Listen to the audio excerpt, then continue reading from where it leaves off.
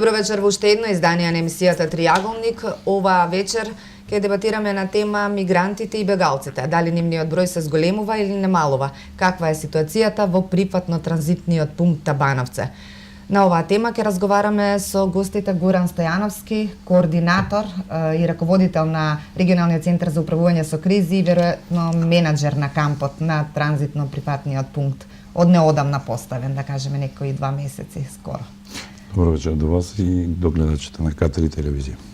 И од другата страна е господин Саша Аџеловиќ, председател на местната заедница Табановце, селото кое што навистина се соочува со да кажеме најголем наплив на мигранти, меѓутоа сега е веќе малку подсредено. Имавте еден период доста проблеми, може да се каже, сега веќе почнува полека да се средува оваа ситуација кај вас. Добро вечер до вас и до ваши гледачи. Добро вечер на сите гледачи и нека им е сретна нова година. Така, среќна нова година. Значи, прво она што треба да го најавиме како она што вечерва ќе дебатираме, може да го проследиме со прилогот кој што беше емитуван во информативната програма. Станува збор за проширување на транзитно-прифатниот пункт Табановце.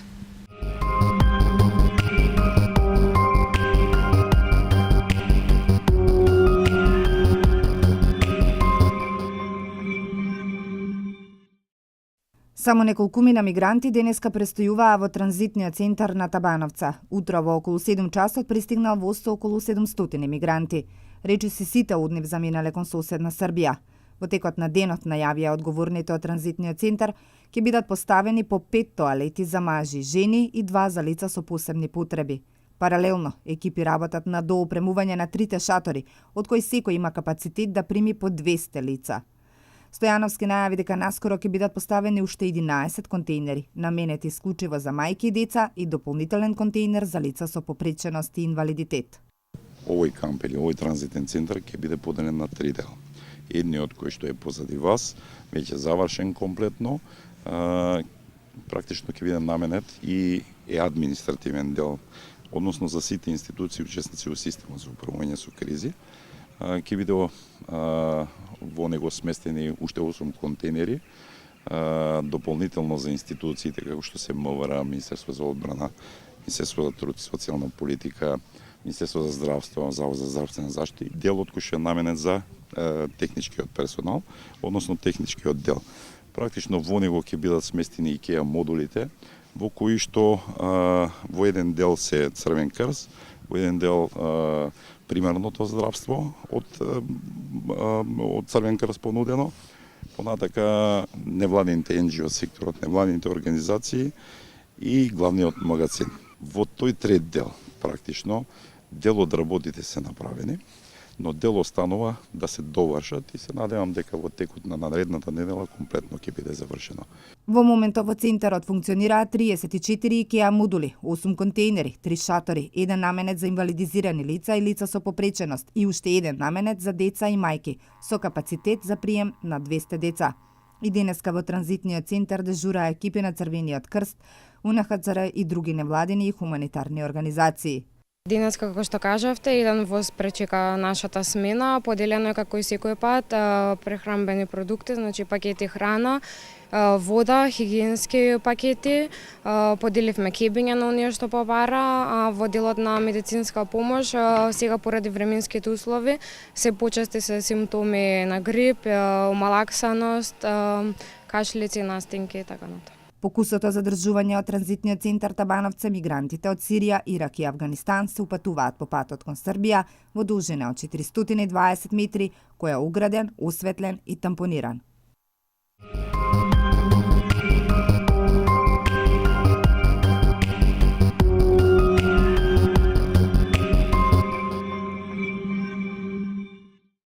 Доста се прошири кампот во последно време, изградени се повеќе монтажни објекти IKEA модули куќички кои што се наменети за престој на мигрантите и она што е видливо на теренот е поставување на жичена ограда околу самиот камп, делење, да кажеме, на оној административен дел, на невладини организации, на самите мигранти. Како се одвива, како текомно се спроведува на терен оваа проширување на кампот? Добро, веднаш да објаснам дека ова проширување се должи на соодветни одлуки на органи и тела на Влада на Република Македонија, како што се главен штаб, група за проценка и управувачки комитет. Значи, системот во потполно функционира и ја обавува својата обврска и должност при прогласување на една ваква кризна состојба, која што практично е од општествен карактер. Таа не е ради природни непогоди, катастрофи, така натака, но се однесува исклучиво на криза со мигранти кои што не се од наша држава, напротив, однадва, односно луѓе кои што бегаат дел поради економски состојби, дел поради војни конфликти во сопствените земји. Затоа ги категоризираме, едните ги нарекуваме мигранти, вторите ги нарекуваме бегалци. Значи, ова на одреден начин е исполнување на обврската на влада, односно на главниот штаб, во смисол и на управувачкиот комитет, во смисол на исполнување на сајт планот за она што се однесува за транзитниот центар Табановци. Точно е дека се прошируваме, точно е дека се уште работиме на таа фаза на дополнување на елементи кои што се нужно потребни според соодветни проценки на терен за категорија на бегалци со толкав број кои што гравитираат од нашата држава кон Европа. И секако дека целата работа се уште не е довршена, настојуваме максимално во одреден временски интервал кој што е предвиден од страна на овие органи и тела да ја завршиме целокупната работа.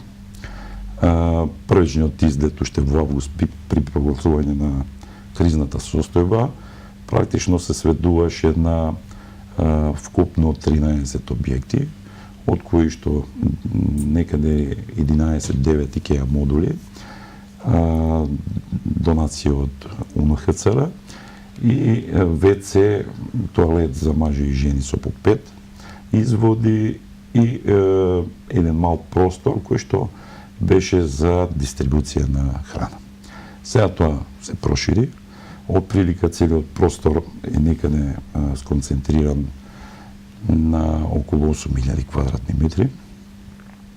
Се работи за многу повеќе објекти, се работи за многу повеќе IKEA модули, се работи за контейнери со определена намена, за наливи категории мајки со деца и така натака, се работи за контейнери за инвалиди, инвалидизирани лица и лица со посебни потреби, како и 3 рапкола, ние ги викаме рапколи, тоа се шатори, некаде секој од нив со површина од 240 метри квадратни, опремени со клупи, затоплени и така натака, кои што се однесуваат за прифат на бегалциве во поголем број и одмор нивен.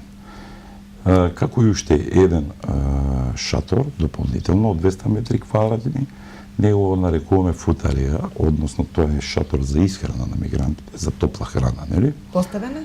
Да, веќе е завршен, поставен, изолиран, комплетно опремен. Очекуваме во текот на наредната недела или после празниците, мислам дека Министерството на труд и социјална политика како институција учесник во системот за управување со кризи, како една од институциите, нели? Да го доделиме на црвен крст за да почнеме практично со работа со топла храна. Така, тука малку ќе привршиме, еве со господинот Анđelović, кога почна оваа бегалска мигрантска криза, проаѓаа мигрантите покрај вашата мала дел од Табановца. Има најчесто тоа поминува без да прават одредени штети. Сега имаше и одредени случаи, да кажеме, кои што се однесува како што не треба.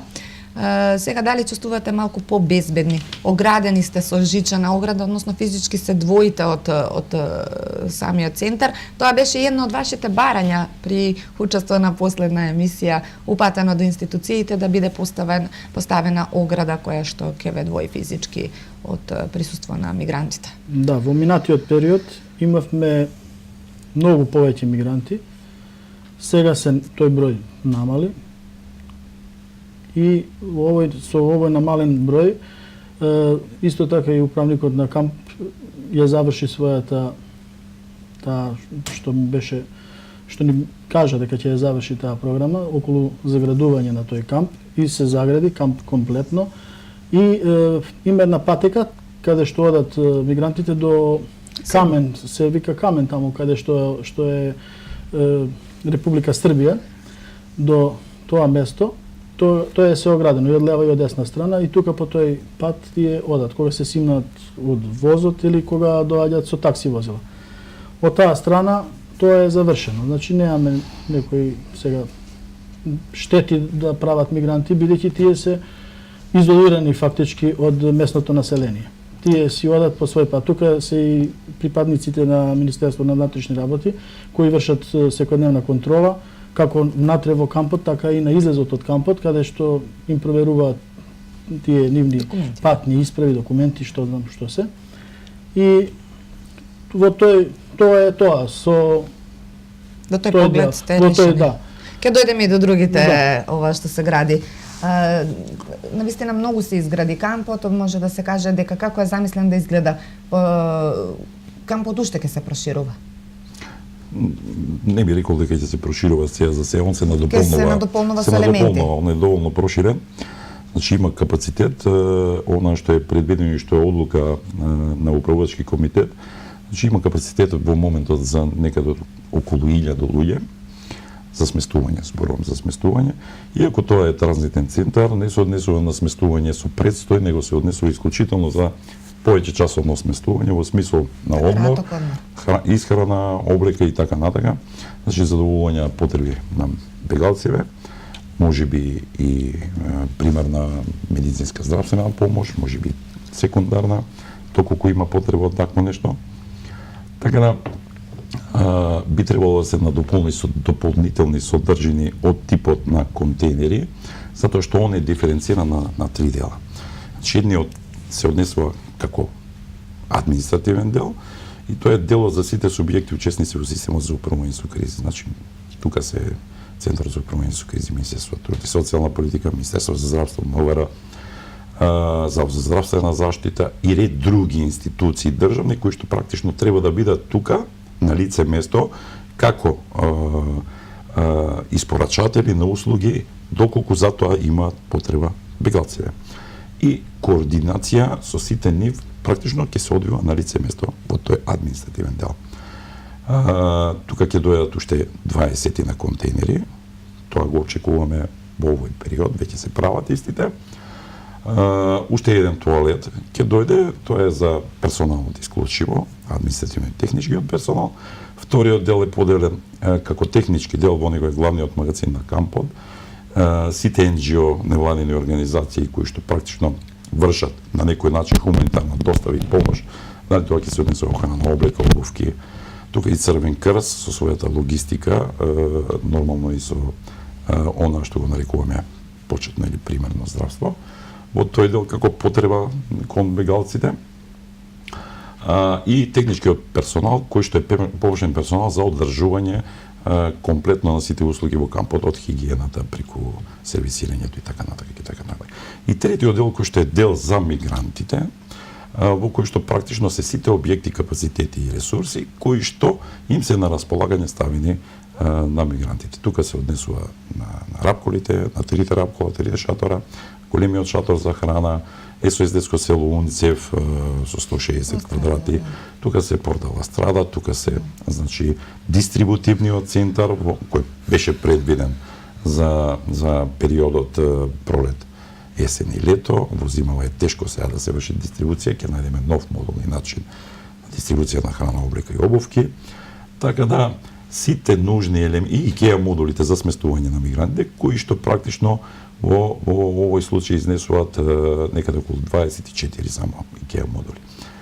Дополнително 19 контейнери, да не ги набројам сите оние други работи кои што се пропратни елементи кои што се влезени во сајт планот на она што се нарекува задоволување на потреби на бегалци. Запазен е строго и безбедносниот сегмент и она што се однесува кон местното население, значи местното население е одделено со мрежа и столпчиња. Во истиот дел целосно е заграден затворен кампот, одделени од долната страна и техничкиот и административниот дел, така се стандардите на изградба на еден. Сакат да ве Таков- прашам дали таков таков камп. транзитен центар одговара и е согласно, да кажеме, одредени транзитни центри на паствија кои што сте ги добиле од европски институции, од, не знам, светска организација, не знам кој ги прави таквите планови. Да ви кажам нешто, значи меѓународните организации кои што се бават со овие работи. УНХЦР, УНИЦЕФ, претежно, да, така. секако УНХЦР, УНИЦЕФ и така натака, да не ги набројам, тие воспоставуваат соодветни сметски стандарди кои се однесуваат до бегалски или мигрантски кризи. Тие стандарди практично комплетно се имплементирани кај нас во транзитниот центар Табановце, верувам и во транзитниот центар Гевгелија. Ќе направиме споредба подолу во Но тоа веднаш да им објаснам на гледачите, не значи дека тоа ни го наложил УНХЦР, дека нашите државни институции не знаат како да одговорат на овој дел од бегалска криза. Напротив, во првите моменти можеби и би рекол и нужното мешање на меѓународниот фактор во делот на пропозициите, поставувањето и почитувањето на стандардите за нас представуваше тежина и проблем затоа што искуството далеко повеќе одеше на наша страна. Каде ви кажам. прими Затоа што ние пребродивме веќе една криза 99-та година, ако се сеќавате, со 370.000 бегалци од Косово и така натака. Ние и тогаш знаевме да се поставиме како треба. Нашиот систем за управување со кризи предвидува максимално користење на сите капацитети и ресурси, почитување на сите стандарди. Нели, квадрати и пол за секој доколку е во положба на одмор, 3,5 квадрати за секој бегалец доколку е во положба за спиење, да кажеме. Стандарди со 3 пати исхрана дневно, стандарди со туширање и така натака. Значи, ние овдека зборуваме за транзитни центри. Транзитните центри имаат специфични стандарди во однос на сместувачките, во однос на сместувачките. Ќе дојдеме до тоа. Може да се каже дека на почетокот на бегалско-мигрантската криза Македонија не беше така баш убаво прифатена од страна на организациите и населението. Се зборуваше дека нели има одредена одбойност, меѓутоа тоа не се гледаше на терен кај вас во вашето местно население. Напротив, вие се однесувавте многу коректно со тие луѓе, многу пријателски се однесувавте, така барем од она што ние го видовме на терен. Па и сега исто така се однесуваме. Значи, не е променето ништо во таа смисла. Имаме коректни односи и со управникот тука, и со луѓето што се во кампот, и нормално и со бегалците. Немаме никаков проблем. Тогаш баш имавте и чести односи, блиски контакти едноставно стварувате. Да, имавме. Сега не. Сега тие контакти се малку, како што кажа управител, ние сме оградени од кампот и ние си вршиме наша работа, а тие си поминуваат таму и си вршат нивна работа. Така, не ги дочекавте нешто така, да кажеме, со одредена резерва, да кажеме, они си врвеа по патот, вие си бркавте ваша работа тогаш. Да, така. Така да, значи, и тука се покажа македонското гостопримство, не само од страна на институциите, туку и од страна на граѓаните, иако тоа не беше баш прикажано во најдобро светло по светските медиуми, може да се каже. Да, сега ќе кажам. Не зборувам за домашните медиуми. Како медиумите севкупна, меѓутоа секогаш кога ќе имате работа со медиумите, без оглед колку и да изгледа работава перфектно изведена, завршена, направена како што треба, вие ги ловите најлошите моменти, а секогаш ги има, не може да кажете дека се како што треба, подобри, да се но и тоа е добро. Тоа е улогата на медиумите. Така, тоа е улогата на медиумите, критички да се однесува. Веројатно со тоа концептот е таков во насока и намера ние како одговорни да сватиме и да ги подобриме овој стандардите во секој случај. Но ова што се однесува до населението, ќе ви кажам, значи јас со Саше како председател на местна заедница имам многу добра и коректна соработка преди се. Не само со него, него со севкупното местно население. Видите, ова криза не трае од пред 6 месеци која е прогласена кризна состав. Ова криза трае веќе година. Може би кажем и претходно година пред тоа и така натаму. Меѓутоа не беше тоа ништо регуларно, значи освен медиумите кои информираа дека се движат мигранти, бегалци по автопатишта и гинеа, тоа беше факт, не можеме да спориме. Кризата трае 3-4 години. Да, не во толкав интензитет како сега, меѓутоа сепак ние не можеме сами како Република Македонија, како мала земјичка, да воспоставиме кризна состојба во секој случај. Тоа е проблем, европски проблем преди се. Знаете, кога ќе добиете налог и барање од страна на Европа, кога тие ќе прифатат дека се однесуваат до ова состојба прераснува веќе во криза, тогаш секако и вие ќе морат по склад со тие насоки да се однесувате нели како што треба на терен. Но ова ми беше зборот, значи и тогаш беа по наши сознанија оперативни што ги имаме, и тогаш беа мигрантите од страна на местното население прифатени и кон нив благонаклонно се однесува со тоа што им нудија и прехрамени производи, вода, како што знаеме да кажуваме, нели фри, бесплатно и така натака. Никој од нив не сакаше да печели, барем ова местно население тука. Значи, тука се врте и по 300-500 души, да кажеме, ако се сеќавате во периодот предходно, пред да се направи транзитниот центар. Така да, ова местно население има пребродено многу. Нивните имоти се комплетно оштетени. Зборувам за периодот од ланска година, прошлата 2015 година, каде што нивните посеви не дадоа нити реколта, нити очекувани резултати. Тоа беше се упропастено од житариците, културите, детелините и така натака. Јас ги гледам што посеви биле тие. Дори тогаш алудирав локална самоуправа да направи проценка на штета на земјиштето. Меѓутоа, тука се инволвирани и Министерство за земјоделие, би требало и тие тука да учествуваат во тој дел, затоа што се работи за земјоделско земјиште. Но некако 2015 се избегна, не се направи тоа, и покрај моите заложби и барања, локалната самоуправа проба нешто да направи во тој правец да формира комисија. Ке каже господинот Анđеловиќ на таа тема. Тргна, но сакам да ви кажам, во овој момент местното население кое гравитира и на тој дел таму дозволи дури дел од сопственото приватно земјиште со метар 2, да кажеме, ширина, да го заградиме, да го тампонираме од двете страни, да возможиме безбеден превод на мигрантите. Тоа е просто некаде од 500 метри должни.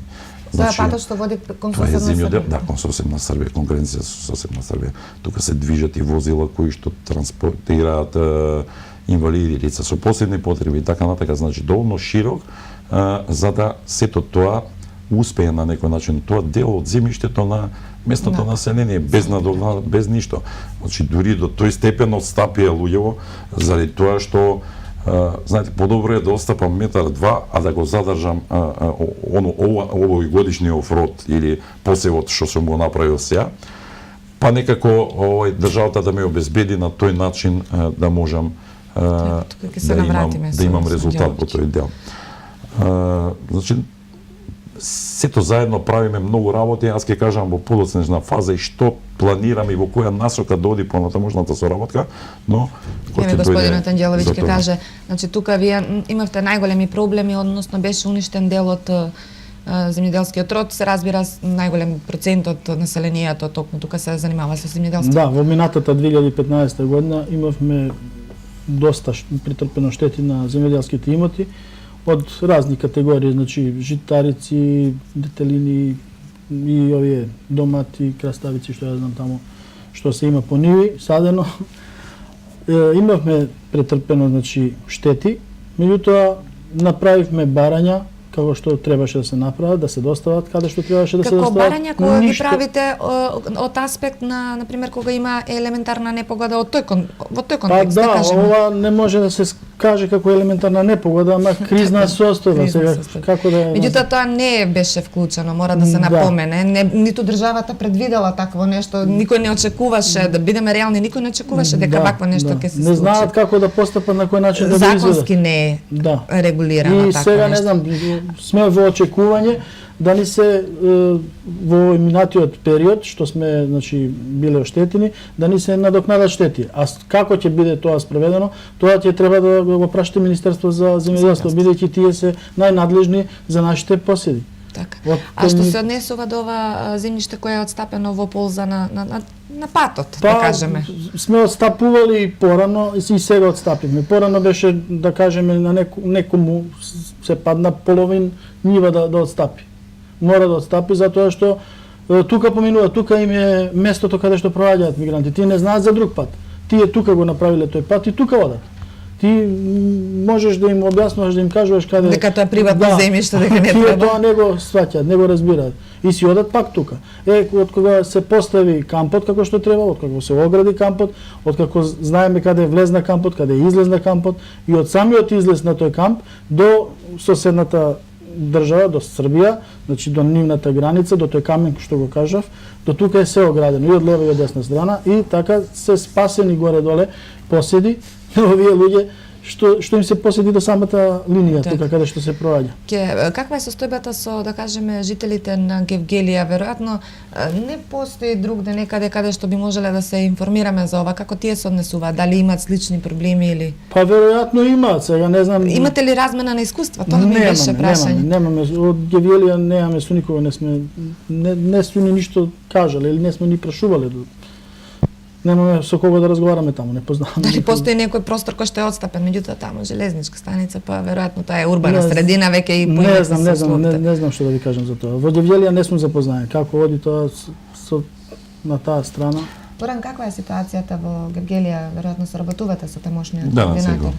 Се слушате за Видете, значи и транзитниот центар Гевгелија, како и транзитниот центар Табановци е поставен на земјиште во владение на Република Македонија. Така да транзитниот центар Гевгелија е практично во Вино-југ, сместен и сконцентриран. Не велам дека и таму местното население нема проблеми од аспект на гужви, бучава и така натака, тоа е вон градот, секако блиско до градот, но пак е вон населеното место. Но и тие имаат проблеми, да кажеме, дури колку што ја знам на една седница на управувачки комитет, градоначалникот на Гевгелија бараше дозвола од државата за експроприација на одредено земјиште кое е во приватна собственост, како замена да понуди друго и така натака, како што е случајот во Табановце. Меѓутоа, пак рековте, добро, се работи за прогласена кризна состојба. Во такви ситуации што налага законот? Законите не се така, не се исти како што се однесуваат за нормална ситуација. Нормални состојби. Така да во тој дел ги решаваме проблемите, секако и мојот колега горе во Лазаревски, исто како и јас овдека, се наоѓаме во дадена ситуација, максимално помагаме и на местното население и на невладиниот сектор, секако со голема поддршка, пак велам, од овие органи и тела владини, кои што на одреден начин во тесна координација дават насоки и инструкции како понатака со заклучици да се оди и да се действува на терен. Веројатно законот предвидува откако ќе заврши таа, да кажеме, вонредна ситуација, да се врати земјиштето. Кризна е. Кризна ситуација. Вонредна е уште потешка. Значи, вака законот вели после прогласување прва и втора кризна состојба нема повеќе кризна состојба, се прогласува вонредна состојба. Тоа е согласно законот. Вонредна состојба е малку посериозно. По друг настан во однос на овие кризни состојби. Но да се надевам дека ова кризна состојба ќе заврши до период до кој е прогласена, така да ќе нема потреба во воведување во вонредна состојба. Но видите, постојат, јас сум у контакти со локална самоуправа Куманово, мора да кажам и со градоначалникот и со генералниот секретар, преку меѓународниот фактор успеавме нешто да направиме, затоа што цело време тврдев дека решавањето на кризните моменти, кризната состојба не може да оди само во насока на бегалците, мигрантите. Значи, таа мора да има 2 или 3 насоки. Втората насока мора да биде кон местното население и урбаниот простор во кој што тие живеат, и третата насока мора да биде како поддршка и помош на локалната самоуправа, која што тој простор е дел од таа локална самоуправа, се однесува конкретно Куманово и Гевгелија. Мислам дека имавме разбирање од меѓународниот фактор, дел од меѓународните организации како што се ГИС, тоа е германска организација која што е блиска до европските земји и европските фондови преди се. Направивме напори во еден дел да овозможиме помош и поддршка на локална самоуправа со добро менаџирање секако. Така да се зазема за набавка на 2 возила камиони, еден за џубре, да кажеме, и еден за фекална канализација и отпади. Еден скип и дополнително некаде околу 400 канти, контейнери за смет и така натака. Така да успеавме нешто да направиме во делот на помош и поддршка на локална самоуправа. Тоа сега го намераваме преку посредништво, менеджмент посредништво помеѓу Центарот за управување со кризи, односно Кајмајне, и локалната самоуправа со вработување на двајца стручни луѓе кои што ќе работат на одредени проекти кои што ќе бидат во интерес на местното население. Тука има многу потреби. Сега ќе ги кажат самите потреби, да. Сакам да кажам дека наредното што ќе биде и средба помеѓу местното население, локалната самоуправа, мене како главен координатор и моите помошници и менеджменти кои што се запослени со средства од ГИС, се вработени тука на определено време на 3 месеци во изготвување на дел од проекти насочени кон местното население. Имате ли планови како така, како местно население, што ви е најприоритетно и потребно во однос на оваа криза, бидејќи неколку насоки рековте, не може само да се разбира дека главната помош ќе се насочи кон бегалците мигрантите, но тука сте и вие кои сте директно загрозени. Да, ние сме директно загрозени, тоа е точно. Имаме, значи, не се тие планови некои, но имаме барања и потреби. Прво и основно барање, значи водоводна мрежа, канализациона мрежа и нормално инфраструктура што спаѓа и пат. Патот е изграден, знаеме многу добро, неодамна изграден од локална самоуправа, меѓутоа тој пат е наменет за локално население и тој пат не може да издржи овакво оптеретување на него. Значи тука има поминуваше по колку, по 50, 100 автобуси поминуваат за неполни 12 часа. Тој пат не е предвиден за таков сообраќај, тоа многу интензивен.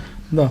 И во таа насока бараме тој пат да се, значи, реконструира, да се поправи. Има на некои места каде што на некој начин за обиколница каде што би можело да се движи. Постои, јас и кажав уште во почетокот пред да се изгради камп како што е сега изграден, дека и знаеше дека ќе има поголеми потреби од тешки возила да поминуваат тука и кажав дека има од Пеклја, значи до железничка станица околу 350 до 500 метри нека е тој пат, да се пробие и да се направи пат, значи таму нема да влегуваат ни тешки возила, нити такси возила, нити автобуси. Тука можат по тој пат да се значи да проваѓаат и директно да дојдат горе во кампот. И тоа е многу скратен пат и вас ке ве заштити на нас би не заштити на тој начин и овој пат што го имаме би го заштитиле. Значи второто барање рековте дека се однесува на канализација и водовод. Точно, ние немаме значи водоводна мрежа тука, зборувам за овој делот на население што е преку пруга, тоест ваму каде што се кампот наоѓа поточно, во Мала Сланиште. Значи тука водоводна мрежа нема, ние користиме вода од бунари. Тука имаме сега направено во кампот една септичка јама која деноноќно ја значи чистат со возило и тоа возило исто така тешко и значи за 24 сата можеби по 5-6 пати оди до Куманово и назад. Значи го упропастува патот, а не само што патот го упропастува, ја упропастува и водоводната мрежа, ние што ја имаме оваа подземна вода. Бидејќи таа шахта се излева. Сакале или не да признаеме, таа шахта не може да прими толка број на луѓе што ја користат. Значи многу вода оди отпадна. Тука е, значи, тоа е конкретно барање, да кажеме, на местното население. Патот и канализациона и заштита на нивната постоечка водоводна мрежа. Постои ли шанса, еве, да кажеме, овие меѓународни организации кои што допринесуваат, нели, за подобрување на условите на самите бегалци мигранти да одвојат одредени средства и за решавање на проблемите на местното население кое што навистина има потреби така. Значи, ако очекуваме дека општината ќе може да издвои средства од буџетот за да ги реализира овие проекти кои се барање на местното население, ќе биде многу тешко. Ако очекуваме државата да ги издвои средства, Исто така ќе биде многу тешко. Значи, ова постои не е единствен начин. проблем на ниту на државата, ниту на општината. Ова е, рековте, европски проблем, нешто што мора да се решава заеднички со сите меѓународни. Значи, ние настојуваме максимално не само да се концентрираме на кризата во делот на помошта и подршка на бегалците. Значи, работиме, верувајте ми дека работиме конкретно на одредени проекти кои што ќе се однесуваат на местното население. Но за тие проекти треба простор, време, капацитет за да можете да ги изработите, да ги изготвите, да бидат прилагодени според тоа што значи европска култура и однесување, прилагодување на изготвување на проекти. Според сите оние зацртани правила и прописи како треба да се работат проектите. Ова за кое што зборуваше Саше се однесува на проектот за водовод и канализација.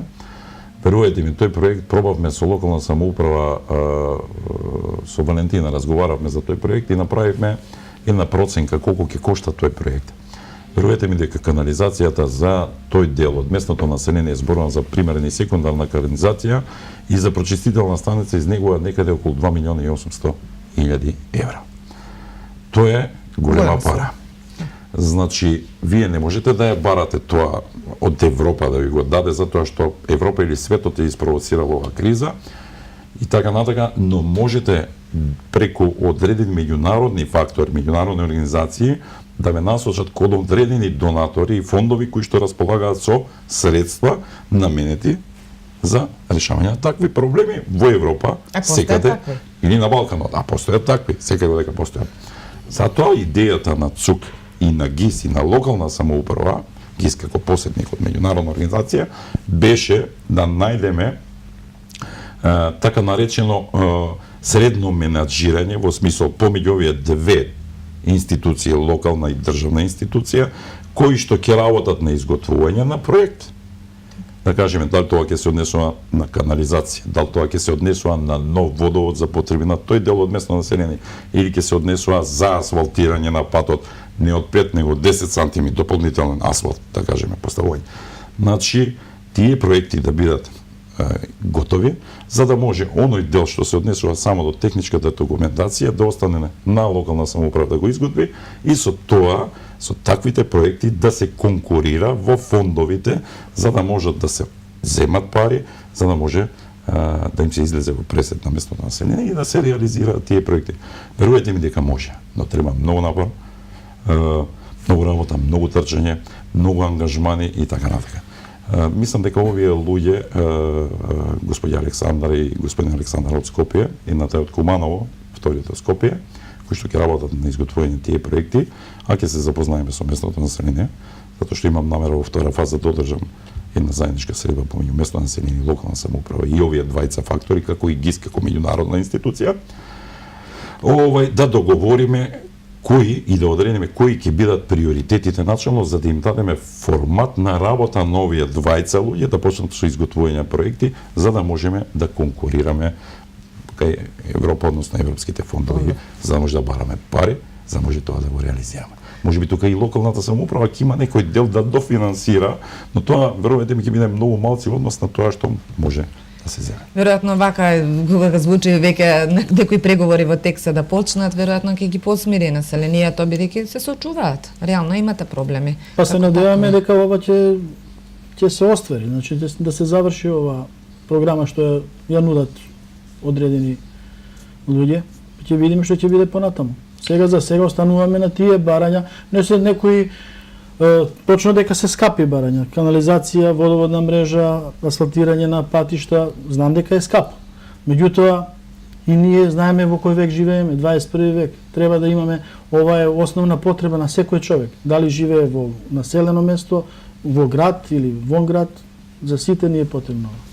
Да се навратиме на проблемот со мигранти бегалци, се намалува, очигледно се намалува нивниот број со доаѓање на поладно време. Имаше еден проблем, протестира и таксистите во Гевгелија, таму може да кажеме дека таксистите добија дел од превозот на мигрантите, односно го блокираа пристапот на мигрантите до железници. Како се движи ова последни денови, како се движи бројката на мигрантите? Ја избегнатме ли она бројка од речиси 10.000 дневно? Видите, не е за очекување во овој момент бројка поголема од 2 до 3.000. Понекогаш па и не. Вчера имавме вкупно 750 мигранти. Она што се однесува до бројките. Но денеска не значи дека ќе немаме 4000. Значи, тоа се варијабилни бројки и се во зависност од тоа колку бегалци, да кажеме, ќе гравитираат од Турција кон Република Грција, кон островите во Република Грција. И сегаш тоа се 12 сати кои се рачунаат разлика од нивното доаѓање на островите до Атина, односно Солун и до Мени, каде што проаѓаат. Така да, денеска е за очекување многу поголем број во однос на вчерашниот ден. Второ, нестабилните состојби, да кажеме, со морето, промената на климата и така натака, придонесува закочување на тој бран и наплив од страна бегалци во Грција. Значи, ние сме зависни од она колку ќе ни дозира Грција, Република Грција. Србите пак се зависни, Република Србија е зависна колку пак ние ќе им дозираме и така натака. Тоа е едно кружно движење во кое што практично никогаш не можете да бидете сигурни колку во текот на денот ќе имате воза, колку такси возила, колку Се извинувам што прекинувам. Имате соработка со колегите од Прешево и Миратовац, таму е кампот? Секако дека има. На дневна основа се договарате со нив, ви барате информации? Не, тоа на дневна основа. Службите имаат соработка. Меѓутоа ние се слушаме. Не зборам на ниво на држави, веројатно имаат, него зборам на однос на кампови. Нивниот координатор, главен да кажеме во кампот во Прешево и Миратовце, исто мој колега Горан. И тој се вика Горан од таа страна, и јас се викам Горан. Така комуницираме за сите проблеми што ги имаме. И тоа е нормално да се комуницира, затоа што интересот е заеднички овие процеси да се одвиваат што побезбедно, постабилно, побрзо, понеболно и така натака. Во однос на она што зборувавте, таксистите блокирале ова. Имаше одреден период. Значи да, тие блокира, меѓутоа има одлука на главен штаб која се однесува на возењето практично. Кој има приоритет и зашто има приоритет во возењето. Значи ако ми верувате зашто железницата е подобра за возење на бегалците во однос на такси превоз. Иако велам дека и таксистите имаат право да превезуваат нормално. Затоа што тука ви е концентрирана група помеѓу 500, 900 и 1000 луѓе во зависност од и вие имате контрола, односно институциите имаат контрола на тоа. Ви доаѓаат на едно место. Институциите имаат контрола и на качувањето и на излегувањето во Табановци, на качување на Гевгелија и излегување во Табановци. Полесно ја контролирате групата, нели, и во делот на дистрибуција на храна, облека, обувки, и во делот на сместувачки капацитети, и во делот на безбедност, во однос на она која ќе ви дојдат таксијата или јавниот превоз со 5 души да кажеме и ви доаѓаат во континуитет некои наредни 3 или 4 часа. Во тој момент ви се случи превоз, транспорт со воз и тогаш имате два влеза. Имате еден влез кој што е на влезот, на почетокот на транзитниот центар и еден влез кој што е железнички премен. Кој попрво треба да контролирате и што попрво треба да направите? Тука ви треба далеку повеќе луѓе, да употребите далеку повеќе ресурси и сето тоа кошта. Нели? Така да главниот штаб беше воден поготово од овие насоки дека многу подобро е транспортот да се одвива со железница, но тоа го злоупотребуваат такси возилата. Во кризна состојба не можете вие да протестирате. Да, протестот е слободен, нели? И можете со најава тоа секаде да го одржите и така натака. Си има закон за тоа. Но кога се работи за кризна состојба, каков протест? Во кризна состојба и во прогласен кризен регион. Каков протест? На што тоа ќе личи? Во која смисла ќе оди тој процес? Така да, во еден момент некаде околу 2700 души беа блокирани 24 часа. 24 часа да држите луѓе на овие смрзнувачки услови на -7 температури во капацитети кои што на вистина тие можат да одговорат, но можат да одговорат на одреден број на луѓе, не можат да одговорат на 3-5 илјади ако се веќе форматирани за 1000-1500 луѓе. Двата кампа се по 1000, да кажеме, во моментот, да преспијат, да одморат. Да одморат, би рекол, да преспијат. Можат и да преспијат, никој не им брани. Тие, согласно законот за азил, имаат 72 часа во Република Македонија. Користат ли така мигрантите, бегалците? Верувајте ми, оние што доаѓаат во ноќните тури, значи со ноќните превози, дали тоа се однесува на такси превозот или на возовите, устануваат навечер, затоа што е веќе ладно, тоа се семејства со деца или имаат здравствени проблеми и така натака. Бројката во еден период изнесуваше помеѓу 300 и 450 луѓе, сега во одреден период на ова температура изнесува и помеѓу 450 и 1000 луѓе. Што користат спиење, да кажем. Користат одмор, затоплувања, спиење. Раните утрински часови заминуваат и тоа е така. Верувам дека и така ќе остане, нели? Но пак велам, нас не плаши таа бројка, затоа што имаме капацитети за таа бројка. Нас не плаши поголема бројка. Што ќе се случи ако во одредена ситуација сме доведени во состојба да не останат повеќе луѓе да запре ваков поголем транспорт на луѓе и низ Република Србија, како што имаме најави од Република Словенија кон Република Хрватска, Република Хрватска кон Србија. Тоа е ланчано и се тоа оди во еден кружен тек, кој што пак завршува кај грчките острови и Турција, нормално, во Република Грција.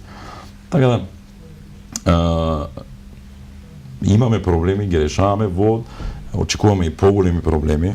Дали можеме вака да кажеме дека Македонија се справи многу посилно да кажеме така, регулирано со институции во однос на некои држави од Европска унија? Имаше, нели, разни видувања и разни предупредувања, одредени држави не прима воопшто мигранти, па постоја расправи и кавги во Европскиот совет. Еве, одредени посилни држави од нас, економски помоćни, едноставно ги отфрлаат овој процес и се однесуваат како да не се дел од Европа. И дел од оваа криза, да кажеме, меѓународна. Овој македонски народ претрпа многу работи. Ја претрпа и ова работа. Мислам, и се уште се однесува хумано кон сето ова. Се уште донира, да, иако нема, и дава, и донира, и сака да помогне, и така натака, и така натака. Значи, воодушевува каков дух има македонецот. Тоа е многу интересно. Јас не сакам никого да фалам, нити па критикувам кога за тоа има потреба. Слободен сум во тој правец и не се плашам кога критикувам. Затоа што понекогаш се критикувам и себе си ако не успеам во некои намери кои што не сум ги остварил во моментот и не сум задоволен од себе. Но да ви кажам дека интересно е однесувањето на меѓународната заедница. Интересно е во таа смисла што за нив е несватливо како може една ваква мала земја со 2 милиона народ, со толку мал простор да издржи ваков наплив. Значи, кога ќе ги прашате мигрантите, бегалците, па и на социјалните статуси, на социјалните мрежи. Да, они најмногу шеруваат, да. Имате голема благодарност кон Република Македонија, повеќе кон Табановце, да. неули кон Гевгелија, но тоа се должи на една успешна соработка помеѓу сите институции во системот. Не можам да кажам дека тоа е моја заслуга или заслуга на некоја си институција. Внатре се многу институции. Знаете, внатре е невладиниот сектор. Невладиниот сектор е еден од основните столбови на државата. Ако ние не се подпреме невладиниот сектор, а знаеме дека од ветување на меѓународната заедница досега не добивме ни дена. Мислам, тоа е сосема јасно, треба јавно да се каже. И треба постојано да се повторува тоа. Нивните заложби 17 милиона за Србија, Македонија, 3 милиона вака, онака и така натака, ништо од тоа. Добија одредена помош, пристигна, мислам, од Чешка единствено, како нешто во слично, да кажеме, во не знам, вие преку одредени организации, конкретно неколку, мислам, возила дека се. Преку одредени европски организации и институции можете да добиете помош, меѓутоа помошта ќе се однесува само во материјално-техничките средства. Да кажеме, така и мислам дека МВР доби од чешка влада, до таа помош одеше во насока пак на материјално-технички средства, тоа се шатори, некои користени и така натака, воени шатори, кревети и тоа. Меѓутоа помошта во пари не. Македонија досега потроши многу пари за оваа бегалска криза од буџетот на Република Македонија и се уште троши. Се тоа кошта. ја кошта и полицијата, ја кошта и армијата, кошта сите државни институции, трошите гориво, трошите ресурси, трошите капацитети. Тоа никој не ви го надокнадува во смисол на она, да, ние ќе ви помогнеме, како меѓународна заедница ќе ве тапшаме по раме, вие сте добри, окей, супер сте, нема никаков проблем, вие работите како што треба, ќе ви дадеме. И на крај ништо од сето тоа. Значи, јас колку што знам, колку што сум информиран, помош во финансиски средства до сега нема во Република Македонија. И веројатно ќе остане така и до крај. Ќе останеме сами да си ги сносиме обврските. Се очекува ли наплив на беглаци? Ако барате моје лично мислење, ќе ви кажам. Во овој период до март не очекувам голем наплив, но од периодот на крај на март, април, веќе кој ќе затопли времето, очекувам бројките да се вратат дури на 8 и на 10.000 и на 14.000 во текот на ден. Имаше такви Значи, ситуации голем 2015-та, не, дека немаше по 10.000 беглци дневно транзитираат. Да, имавме ситуации каде што моравме дневно за 24 часа дури и 12-14.000 да нахраниме, да облечеме, да ги пречекаме и да ги испратите. хумано да ги испратиме. Кога сме веќе кај хуманоста, имаше одредени обвинувања дека не се исполнети условите во кампот, конкретно во Табановца, односно немаше грејење. Вака ќе ви кажам, значи не е да немаше грејење. Некои работи се зависни од други фактори. Знаете, вие може да нарачате трафостаница, меѓутоа таа трафостаница дали ќе ви ја достават времено, дали ќе ја монтираат, ќе ја направат како што треба во тој период, тоа посебно прашање, тоа е независно од вас, вие ќе притискате колку можете, но тоа е тоа.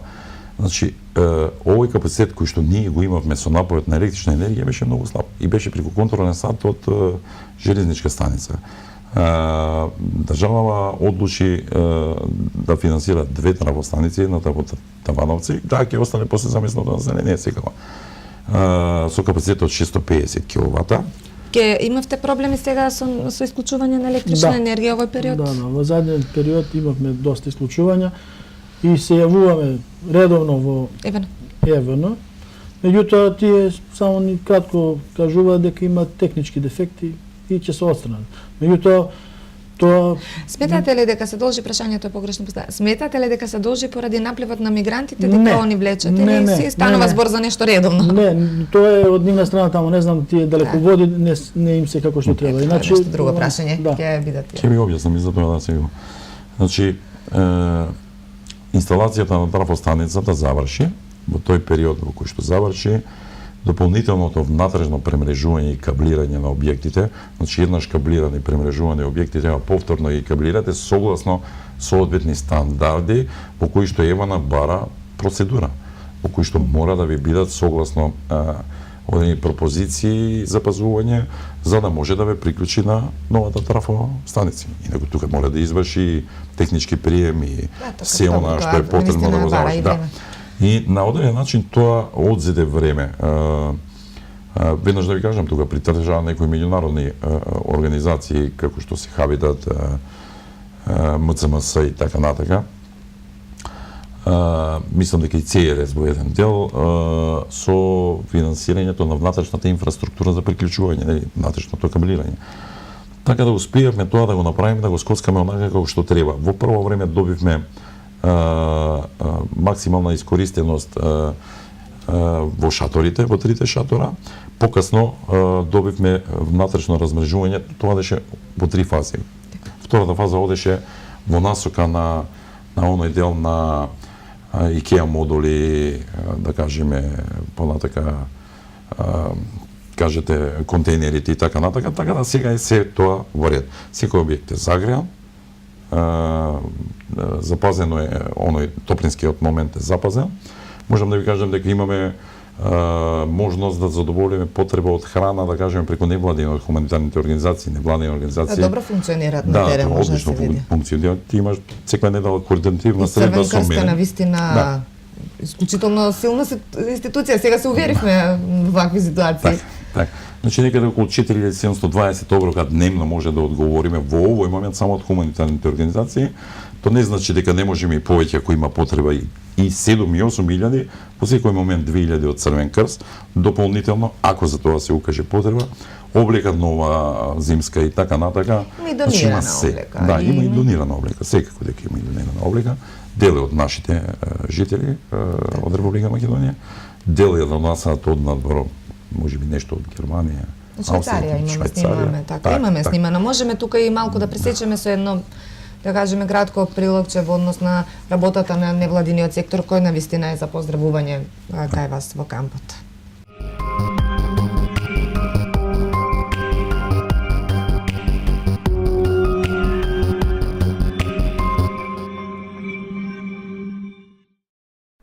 Пусто беше денеска во транзитно прифатниот пункт во Табановца. Мигранти не пристигнале со воз поради блокада на гевгелиските таксисти. Информираа денеска од невладините организации кои беа подготвени да пружат помош за бегалците.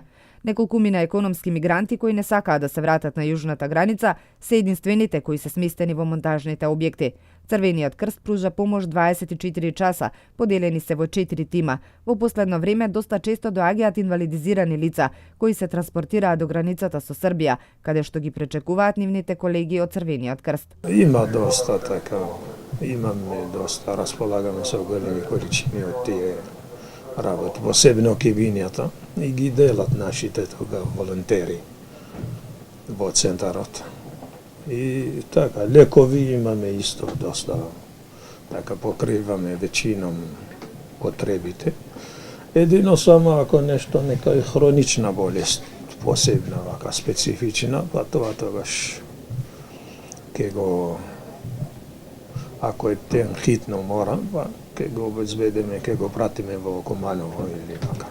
Облека и кебиња се најбарани во последно време. Студеното време ги мачи мигрантите кои бараат помош за настинки и кашлици. Тука сме 2 месеци, 2,5 месеци и претежно сме ориентирани на помош на мигрантите посебно ранливи категории, значи жени и деца. Значи тоа ни е главен значи таргет. Исто така и помагаме и во уредување на самиот камп. The past 2 days has been very quiet. Everybody has been stuck in Gevgelia, and so we do come out here to serve the little people that are, but we want to help everybody, and we cannot. So it's we are. Кампот забрзано се уредува. Изминативе денови поставени се 3 нови монтажни објекти, а како што претходно беше најавено, поставена и жичана ограда, која физички ги двои објектите на невладините организации.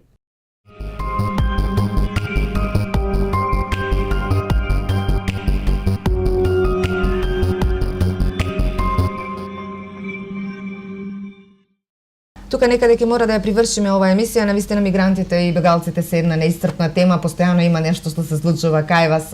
Веројатно повторно ќе ве повикаме кога релативно целосно ќе биде среден транзитниот центар. Некоја порака за крај, она што го планирате наскоро? Видите, ви стојам на располагање. 24 часа можете слободно да дојдете и кај нас горе. Јас сум таму присутен, секако и моите помошници, тука се и другите министерства присутни на терен, затоа што само така единствено заедно координирано во тесна комуникација и координација можеме да успееме да одговориме на ова што за нас значи на одреден начин проблема да го решаваме. Мислам дека работите ќе одат во добра насока, очекувам во 2016 година, во смисол како добар и позитивен одговор и кон местното население, во делот на задоволување на нивните потреби и кон задоволување потреби на локална самоуправа во одреден дел. Она што се однесува до бегалците, секако дека сме максимално концентрирани и спремни да одговориме на сите предизвици и во вакви состојби со минусни температури, со да кажеме се справуваме во моментот и со голем број на вирози кај нив, со голем број медицински дополнителни потреби. Тоа прашање и кратко само загрозени ли сме како граѓани од одредени болести? До сега немавме такви некои случаи. Снимавме неколку прилога, ете се породија неколку родилки, има одредени ги носат, да кажеме, тоа обично нели хронично болни лица, па нешто со дијабетес, со срцеви заболувања, меѓутоа немаше нешто првично не беше страв дека ќе донесат одредена болест, искрено. Видете, да ви Која кажам, што не е вообичаена за нас. да ви кажам искрено, повеќе сме загрозени од она што значи отпад и ѓубре расфрлано на страна и со месеци изложена на соодветни температури, специфични температури, топли, ладни и така натака, него во однос на она што мигрантите, односно бегалците може да ни го донесат. Она што го носат со себе бегалците се практично и болести кои што практично ние ги носиме во себе, нели, во смисла на вирози, болест, кашлици, стомачни тегови, настинки и така натака, но тоа се препознатливи болести за овие краишта и овде. Само тука сега да ве прашам, се плашевте ли кога наидоа мигрантите во однос на оваа ситуација? Да, во прв период да, се плашевме, но сега се испостави дека и тие имаат исти болести кои ние ги имаме овдека. Нема некој нешто... да кажеме птичи грип или некои други. Така, постоеше еден страх, мора да се признае. Тука се меѓутоа и здравствените институции редовно се врши дезинфекција, тоа мора да се потенцира Министерството за здравство, навистина постојано ги дезинфецираат и вагоните и од тој аспект е подобро самиот превоз на мигрантите. Сега се сме чистат виделе тие на во терен Туманово. многу ревностни се по тоа прашање. Значи, вие знаете, некаде дезинфицирате просторот над 2500 квадрати. И тоа е трошок кој што никој не го покрива. Дезинфицирате простор во возови барем 4 или 5 или 6 дневно. Значи, тоа е огромен простор кој што практично трошок никој не го покрива. Има заложби, меѓутоа никој не го покрива. Ке се бара тоа од институција. Некоја последна порака од вас како местно население, како директно изложени на овој проблем? Па ништо, ние остануваме и понатаму на нашите барања што ги бараме и што сакаме да ни се остарат во оваа 2016 година.